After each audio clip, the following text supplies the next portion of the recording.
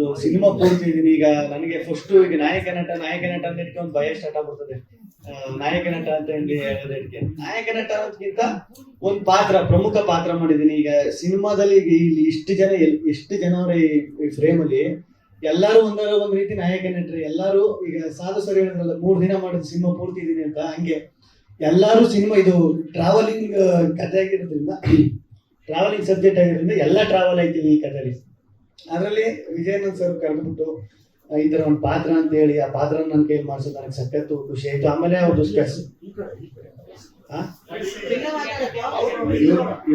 ಇಲ್ಲಿ ನೋಡ್ಬೇಕು,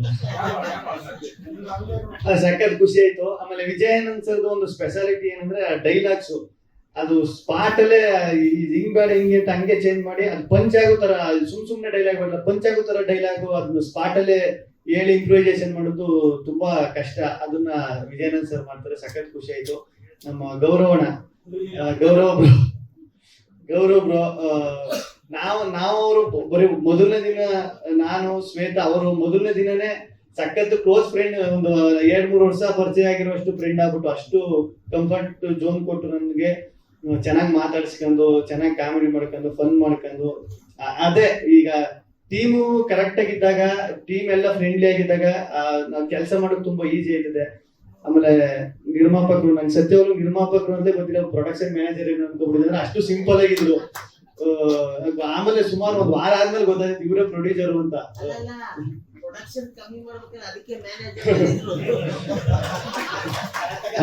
ಅವ್ರು ಎಷ್ಟು ಸಿಂಪಲ್ ಅಂದ್ರೆ ಟಿಟಿಲ್ ಬಂದು ಇಳಿತವ್ರೆ, ಟಿಟಿಲ್ ಪ್ರೊಡ್ಯೂಸರ್ ಹತ್ರ ಇಲ್ಲ ಸರ್ ಅದು ಅರ್ಜೆಂಟ್ ಅದಕ್ಕೆ ಬಂದ್ಬಿಟ್ಟೆ, ಕಾರ್ ಹಿಂದೆ ಬಂದೈತೆ ಸರ್, ಅಷ್ಟು ಸಿಂಪಲ್.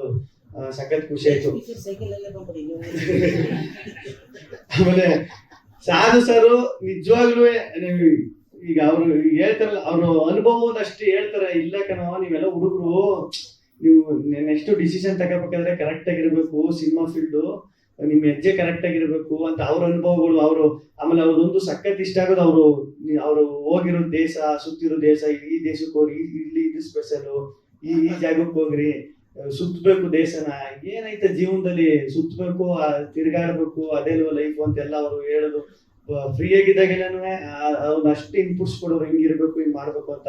ಅದೆಲ್ಲ ಸಖತ್ ಹೆಲ್ಪ್ ಆಯ್ತು ನನಗೂ. ಅಲ್ಲಿ ಸಖತ್ ಒಂದು ಒಳ್ಳೆ ಸಿನಿಮಾದಲ್ಲಿ ಕೆಲಸ ಮಾಡಿದೀನಿ, ಒಂದು ಒಳ್ಳೆ ಟೀಮ್ ಜೊತೆ ಕೆಲಸ ಮಾಡೋನಿ ಅಂತ ನನಗೂ ಸಖತ್ ಖುಷಿ ಆಗುತ್ತೆ. ನಿಮ್ ಪಾತ್ರದ ಬಗ್ಗೆ ಹೇಳಿ. ಮುನ್ನಾಬಾಯಿ ನನ್ನ ಪಾತ್ರ ಬಂದು ಅದೇ ಡೈರೆಕ್ಟರ್ ಮುಂಚೆನೆ ಕರೆದ್ಬಿಟ್ಟು ಹೇಳಿದ್ರೆ ಕಥೆ ಎಲ್ಲೂ ಬಿಟ್ಕೊಡ್ಬಾರ್ದು ಅಂತ. ನನ್ನ ಪಾತ್ರ ಚೆನ್ನಾಗೈತೆ, ಅದೊಂದು ಮಾತ್ರ ಹೇಳ್ಬಲ್ಲೆ. ಆಮೇಲೆ ಇಲ್ಲಿ ಕಾರ ಐತಲ್ಲ ಅದು ಮಾತ್ರ ಸಕ್ಕತ್ ರೋದನೆ ಕೊಟ್ಬಿಟ್ಟೈತೆ ನಮ್ಗೆ. ನಾನು ಸ್ಟಾರ್ಟಿಂಗ್ ಹೋದಾಗ ಯಾವ್ದೋ ಲ್ಯಾಂಬೋರ್ಗಿನಿ ಕಾರ್ ತಂದು ಇಳಿಸ್ಬಿಟ್ಟು ಅವ್ರಿಗೆ ಏನು ಇದು ಅಂತ ಸಾಕು. ಆಮೇಲೆ ಎಲ್ಲ ಟಿಂಕ್ರಿಗೂ ಪೇಂಟಿಂಗ್ ಮಾಡಿಸ್ಕೊಂಬಂದು ಆಲ್ಟರ್ನೇಟ್ ಮಾಡಿಸ್ಕೊಂಬಂದ್ರೆ ಎಲ್ಲ ಗಾಡಿಗೆ ಅದು ಮಧ್ಯದಲ್ಲಿ ನಿಂತೋಗ್ಬಿಡ್ತದೆ. ನನಗೆ ಸದ್ಯ ನಂದು ಒಂದು ಪ್ಲಸ್ ಏನಪ್ಪಾ ಅಂದ್ರೆ ನನಗೆ ಗೇರ್ ಗಾಡಿ ಓಡಿಸಿ ಬರೋಲ್ಲ, ಕಾರ ನಾನು ಓಡಿಸೋದಿದ್ದು. ಆಮೇಲೆ ಪಾಪ ಗೌರವ್ ಅವರು ಆ ಕಾರ್ನ ಎಷ್ಟು ಅವ್ರು ತಗೊಂಡೋದ್ರು ಅಂದ್ರೆ ಮಳೆ ಓಪನ್ ಕಾರ್ ಮಳೆ ಸ್ಟಾರ್ಟ್ ಆಗ್ಬಿಟ್ರೆ ಮಳೆ ಎಲ್ಲ ಸುರಿತಾ ಇರ್ತದೆ. ಈ ಕಡೆ ಈ ಹ್ಯಾಂಡ್ ಹಾಕಿದ್ದೆ ಕೈಗೆ ಬರ್ತದೆ, ಈ ಕಡೆ ಗೇರ್ ಎತ್ತಿದ್ರೆ ಗೇರ್ ಹಾಕಿದ್ದೆ ಕೈಗೆ ಬರ್ತದೆ. ಒಂದು ವಾರ ಸರಿಯಾಗಿ ಆಟ ಆಡಿಸ್ಬಿಡ್ತು. ಎಲ್ಲಿ ಉಡುಪಿಲಿ ಶೂಟಿಂಗ್ ಮಾಡ್ತಿದ್ದ ಅಲ್ಲಿಗೆ ತಗೋಬೇಕು ಗಾಡಿಯ. ಹೆಂಗ್ ಆಗ್ಬಿಡ್ತು ಅಂದ್ರೆ ಪಾಪ ಅವ್ರಿಗೆ, ಅವ್ರು ನೋಡಿ ನನಗೆ ಪಾಪ ಅನಿಸ್ಬಿಡ್ತು. ಈ ಬ್ರೇಕ್ ಹೊಡಿಕ್ ಹೋದ್ರೆ ಅದು ಸ್ಟ್ರಕ್ ಆಗ್ಬಿಟ್ಟದೆ, ಬ್ರೇಕೇ ಹೋಗ್ತಾ ಇಲ್ಲ ಒಂದ್ ಟೈಮಲ್ಲಿ. ಆತರ ಎಲ್ಲ ಸಿಕ್ಕಾಪಟ್ಟೆ ಆ ಕಾರು. ಅದೇ ನನ್ನ ಪ್ರಕಾರ ಅದೇ ಅನ್ಸುತ್ತೆ ಮೇನ್ ಹೀರೋ ಈ ಸಿನಿಮಾಗೆ. ಆ ಕಾರು ಅಷ್ಟೊಂದು ರೋದನೆ ಕೊಟ್ಟಾಕ್ಬಿಡ್ತೀವಿ ಎಲ್ರಿಗೂ. ಈ ಸಿನಿಮಾದಲ್ಲಿ ಏನಪ್ಪಾ ಅಂದ್ರೆ ಆರ್ಟಿಸ್ಟ್ ಯಾರಿಗೂ ರೋದನೆ ಕೊಟ್ಟಿಲ್ಲ, ಟೆಕ್ನಿಷಿಯನ್ ರೋದನೆ ಕೊಟ್ಟಿಲ್ಲ, ಯಾರು ಕೊಟ್ಟಿಲ್ಲ. ಅದೊಂದು ಕಾರ ಇದ್ರೆ ಅದು ಮಾತ್ರ ಎಲ್ರಿಗೂ ರೋದನೆ ಕೊಟ್ಬಿಡ್ತು. ಆಮೇಲೆ ನಮ್ ಕ್ಯಾಮ್ರಾಮನ್ ಸರ್ ಬಗ್ಗೆ ಹೇಳ್ಬೇಕು, ಎಷ್ಟು ಕೂಲು ಅಂದ್ರೆ ಅವರು ತಲೆನೇ ಕೆಡಿಸ್ಕೊತಿರಲ್ಲ. ಈಗ ಕೂಗಾಡುದು, ಈಗ ಸೆಟ್ಟು ಅಂದ್ರೆ ಕೂಗಾಡುದು, ಕಿರ್ಚಾಡುದು ಆತರ ಏನಿಲ್ಲ. ಈ ಡೈರೆಕ್ಟರ್ ಇದು ಕ್ಯಾಮ್ರಾಮನ್ ಗಂಡ ಹೆಂಡತಿ ತರ ಇರಬೇಕು ಸೆಟ್ಟಲ್ಲಿ ಅಂತಾರೆ, ಸೇಮ್ ಹಂಗೆ ಇದ್ದಿತ್ತು ಅವರು. ಸಖತ್ ಖುಷಿ ಅಂತ. ಓಕೆ ಸರ್, ಮಾಧ್ಯಮದವ್ರ ಪ್ರಶ್ನೆ ಇದೆಯಾ? ಮನಸ್ಥಿತಿ ಹೇಗಿದೆ ಅಂತ ಅದೇ ಹೇಳಿದ್ನಲ್ಲ ಸರ್, ಈಗ ಸಾಲು ಸರ್ ಹೇಳಿದಲ್ಲ, ಸೇಮ್ ಅದನ್ನೇ ಮಾತಾಡ್ತಿದ್ದ ಸಾಲು ಸರ್. ನಾವು ಈಗ ಆಚೆಗೆ ಬಂದೇಟ್ಗೆ ಇಷ್ಟು ಜನ ಇಷ್ಟು ಇದೆ, ಇದೆಲ್ಲ ನೋಡಿದಾಗ ಅದು ಇದರಿಂದ ಆಚೆ ಬರೋಕೆ ಇನ್ನೂ ಸ್ವಲ್ಪ ದಿನ ಬೇಕು ಸರ್. ಅದೇ ಈಗ ಎಲ್ಲೋದ್ರು ಯಾಕೆ ಸೈಲೆಂಟ್ ಆಗ್ಬಿಟ್ಟು ಇಲ್ಲಿ ಮಾತಾಡ್ತಾ ಇಲ್ಲ ಅಂದ್ರೆ, ಈಗ ಅದರಿಂದ ಆಚೆ ಬರ್ಬೇಕಂದ್ರೆ ಈಗ ಏನನ್ನು ಎಕ್ಸ್ಪೆಕ್ಟ್ ಮಾಡಿರ್ಲಿಲ್ಲ ಸರ್. ಹಿಂಗಿರ್ತದೆ, ಹಿಂಗೆ ಆಚೆ ಬಂದ ತಕ್ಷಣ ಹಿಂಗೆ ಐತದೆ, ಹಿಂಗಿರ್ತದೆ ಅಂತ, ಇಷ್ಟು ಜನ ಪ್ರೀತಿ ಹಿಂಗೆಲ್ಲ ಸಿಗ್ತದೆ ಅಂತ ಎಕ್ಸ್ಪೆಕ್ಟ್ ಮಾಡಿರಲ್ಲ. ಆಚೆ ಬಂದ ತಕ್ಷಣ ಈಗ ಒಂದು 4 ಗೋಡೆ ಮಧ್ಯದಲ್ಲಿ ಒಂದು 4 ತಿಂಗಳು ಇರ್ತೀವಿ. ಈಗ ಆಚೆ ಬಂದ ತಕ್ಷಣ ಅದನ್ನ ಇಲ್ಲಿಗೆ ಪ್ರೆಸೆಂಟ್ ಬರ್ಬೇಕಂದ್ರೆ ಇನ್ನೂ ಸ್ವಲ್ಪ ಟೈಮ್ ಬೇಕಾಯ್ತದೆ ಅದಕ್ಕೆ.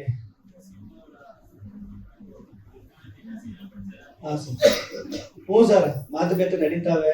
ಅದೇ ಈ ಕನ್ಫ್ಯೂಷನ್ ಈಗ ಈಗ ಆಚೆ ಬಂದ ತಕ್ಷಣ ಒಂದಷ್ಟು ಹಿಂಗೆಲ್ಲ ಬಂದಾಗ ಈಗ ನೆಕ್ಸ್ಟ್ ನಾನು ಯಾವ ಮೂವ್ ತಗೋಬೇಕು, ನೆಕ್ಸ್ಟ್ ಏನ್ ಹೆಜ್ಜೆ ಇಡಬೇಕು ಅನ್ನೋದೇ ಸಖತ್ ಕನ್ಫ್ಯೂಸ್. ತಿರ್ಗಿ ನಾನು ಕರೆಕ್ಟ್ ಈಗ ನಾನು ಯೋಚನೆ ಮಾಡೋದು ಸರಿ ಇದೆ, ನನ್ನ ಮೈಂಡ್ ಸೆಟ್ ಕರೆಕ್ಟ್ ಆಗಿರ್ಬೇಕು. ಈ ಕನ್ಫ್ಯೂಷನ್ ಅಲ್ಲೇ ಪ್ರೊಸೆಸ್ ನಡೀತಾ ಇಲ್ಲ.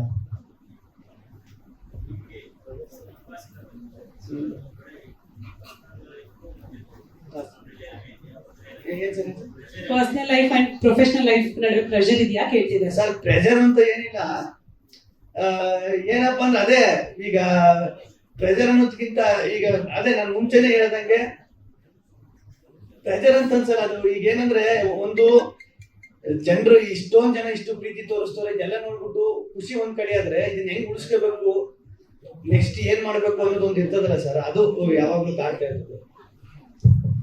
ಓಕೆ, ಯಾವ್ದನ ಬರ್ಬೇಕಾಗಿರೋ ದುಡ್ಡು ಇಲ್ಲ, ಅದಕ್ಕೂ ಒಂದಷ್ಟು ಪ್ರೊಸೆಸ್ ಇರ್ತದೆ. ಅದು ಬರ್ತದೆ ಸರ್. ಇಲ್ಲ 100 ದಿನ ಎಲ್ಲ ಇರಲ್ಲ, ಬೇಗ ಬರ್ತದೆ. ಅಯ್ಯೋ ಅದನ್ನ ನಾನ್ ತಗೊಂಡಿರೋದು ನನಗೆ ಗೊತ್ತಿಲ್ಲ, ನಾನ್ ಜಮೀನ್ ತಗೊಂಡಿರೋದು. ಸೂಪರ್ ಹಿಟ್ ಪ್ರಮೋಷನ್ ಅಲ್ಲಿ ಹೇಗೆ ಇನ್ವಾಲ್ವ್ ಆಗ್ಬೇಕಂತ ಅನ್ಕೊಳ್ತಿದ್ದೀರಾ ಅಂತ? ಅದೇ ಈಗ ಜನರಿಗೆ ಯಾವ ತರ ತಲುಪಬೇಕು, ಯಾವ ತರ ಇದ್ ಮಾಡ್ಬೇಕು ಅದನ್ನ ಪ್ಲಾನ್ ಮಾಡ್ಕೊಂಡು ಮಾತಾಡೋದ್ರಿಂದ ಸರ್. ಹಾ ಸರ್,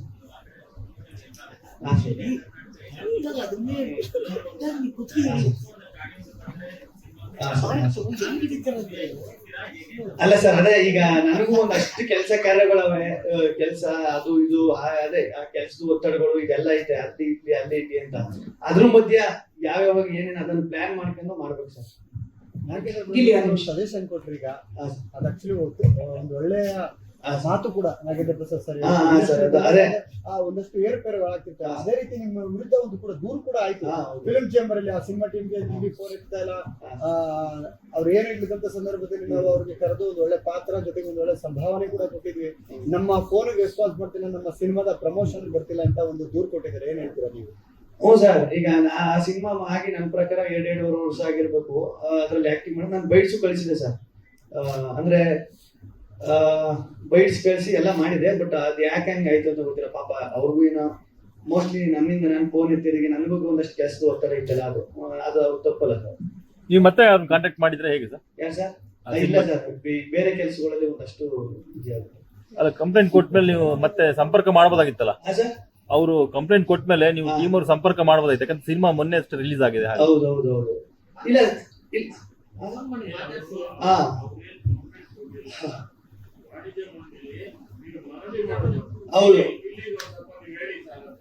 ಹೌದು, ಅದೇ ವಾಣಿಜ್ಯ ಮಂಡಳಿಗೆ ನಾನೇ ತಿರ್ಗಾ ಅದಕ್ಕೆ ಇನ್ನೊಂದು ನನ್ನ ಕಡೆಯಿಂದ ಏನು ಇದನ್ನ ಕೊಡ್ಬೇಕು ಅದನ್ನ ಕೊಟ್ಟೆ ಸರ್. ಓಕೆ,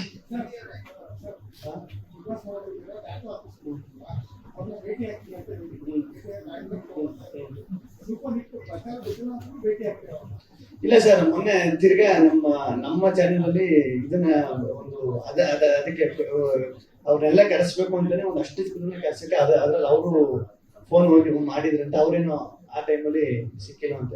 ಇಲ್ಲ, ಸಿಗ್ತೀನಿ ಸರ್. ಇದೆಲ್ಲ ಅದೇ ಈಗ ಸಡನ್ ಆಗಿ ಆಚೆ ಬಂದ್ಬಿಟ್ಟು ಏನ್ ಮಾಡ್ಬೇಕು ಸರಿ ಆಯ್ತು, ಇಲ್ಲಿ ಹೋಗ್ಬೇಕು, ಸರಿ ಅಲ್ಲಿಗೆ ಹೋಗ್ಬೇಕು, ಇದೊಂದು ಕನ್ಫ್ಯೂಷನ್ ಇರ್ತದಲ್ಲ ಸರ್.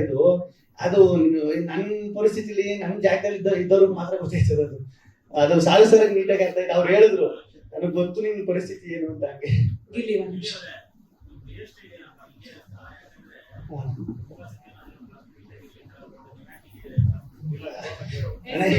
ಸೀಕ್ರೆಟ್ ಏರು ಸ್ಟೈಲು ಹೆಂಗಿದ್ರು ಸ್ಟೈಲ್ ಅಲ್ಲ ಸರ್. ಇದು ಸ್ಟೈಲ್ ಏನೋ ನೀವೇಂದ್ರಲ್ಲ ಏರ್ ಸ್ಟೈಲ್ ಅಂತ. ಇದು ಸ್ಟೈಲ್ ಏನು, ಇದೊಂಥರ ಸ್ಟೈಲು, ನಿಮ್ದೊಂಥರ ಸ್ಟೈಲು. ಗಿಲ್ಲಿ, ಅವನ ಲೈಟರ್ ನೋಟ್ ಎಲ್ಲರೂ ಪ್ರಶ್ನೆ ಕೇಳಿದ್ರು. ನಿಮ್ದೊಂದು ಡೈಲಾಗ್ ಇದೆಯಲ್ಲ, ಮಾಮೂಲಿ ತುಂಬಾ ಕಡೆ ಹೇಳ್ತೀರಾ, ಅದು ಉದ್ದ ಡೈಲಾಗ್ ಇದೆಯಲ್ಲ, ಯಾವ್ದಂತ ನಾನು ಹೇಳ ನೀವ್ ಹೇಳ್ಬೇಕು. ಸುಮಾರು ಹೇಳಿದೀನಿ ಸರಿ, ಯಾವ್ದು ಹೇಳ ಬೇಡವಾ? ಓಕೆ, ಸೊ ಹೌದಾ, ರಿಲ್ಯಾಕ್ಸ್ ಆಗಿ ರಿಲ್ಯಾಕ್ಸ್ ಆಗಿ ಫೆಬ್ 27 ಸಿನಿಮಾ ರಿಲೀಸ್ಗೆ ಒಂದು ಕರೆ ಕೊಡಿ. 27ನೇ ತಾರೀಕು ನಮ್ಮ ಸೂಪರ್ ಹಿಟ್ ಸಿನಿಮಾ ರಿಲೀಸ್ ಆಗ್ತಾ ಇದೆ. ದೊಡ್ಡ ಕಲಾವಿದರು ದಂಡೆ ಐತೆ ಈ ಸಿನಿಮಾದಲ್ಲಿ, ನೀವೇ ನೋಡ್ತಾ ಇರ್ಬೋದು ಪೋಸ್ಟ್ ಅಲ್ಲಿ. ಎಲ್ಲ ಬಂದು ಸಿನಿಮಾ ನೋಡಿ, ಥಿಯೇಟರ್ ಸಿಗೋಣ, ಸಿನಿಮಾ ನೋಡೋಣ, ಎಂಜಾಯ್ ಮಾಡೋಣ. Thank you so much Gilli.